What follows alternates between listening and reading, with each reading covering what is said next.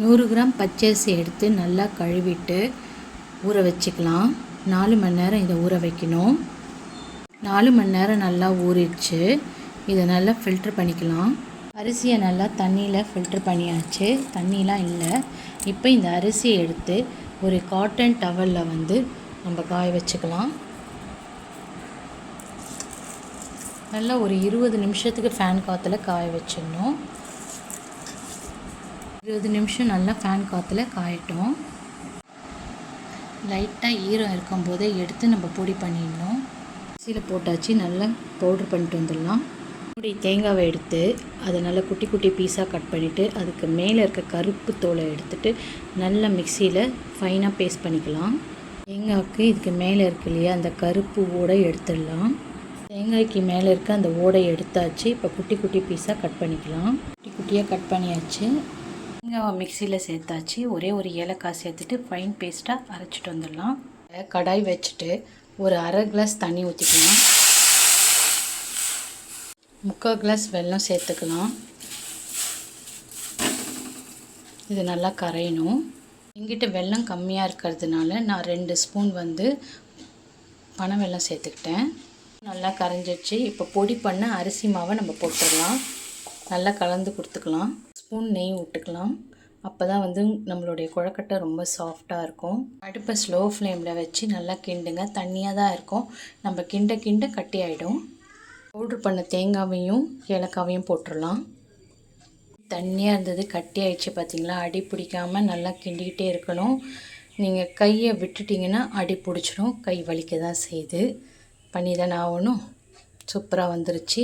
இப்போ நம்ம அச்சில் வச்சு கொழுக்கட்டை பிடிச்சிடலாம். ஆறிட்ட பிறகு மாவை நல்லா பிசைஞ்சு கொடுத்துக்கலாம். அப்போ தான் சாஃப்டாக வரும்.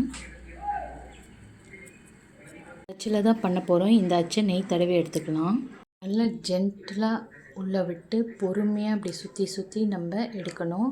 கீழே போகக்கூடாது. இங்கே ஓட்டை வரக்கூடாது. நல்லா இருக்கா? இப்போ இதை நம்ம போயிட்டு ஒரு 1/4 ஹவர் வேக வச்சு எடுத்துகிட்டு வந்துடலாம். தண்ணி நல்லா கொதித்த பிறகு தான் நம்ம அந்த கொழுக்கட்டைகளை வைக்கணும். இல்லாட்டி சரியாக வேகாது. நம்ம எம்டி பிளேட் வச்சுக்கலாம்.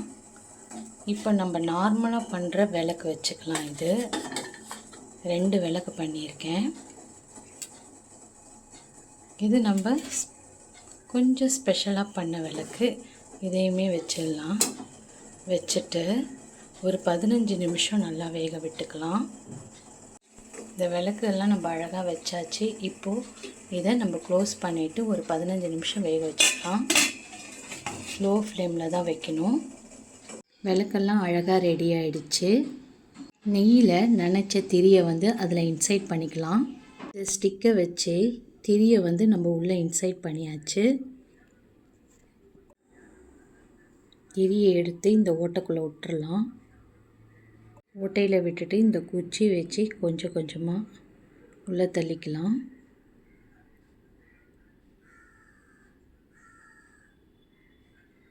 குச்சி வச்சு அட்ஜஸ்ட் பண்ணி உள்ளே தள்ளியாச்சு. கொஞ்சோண்டு திரியை நம்ம வெளியில் விட்டுருக்கோம் விளக்கு எரிய வைக்கிறதுக்கு. அதே போல் எல்லா விளக்குகளுக்கும் நம்ம போட்டுடலாம்.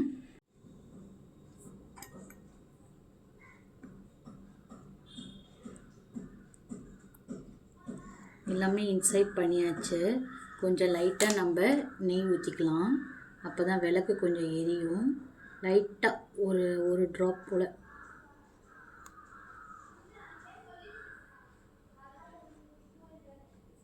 கார்த்திகை தீபம் ஸ்பெஷல் விளக்கை நம்ம ஏற்றிடலாம்.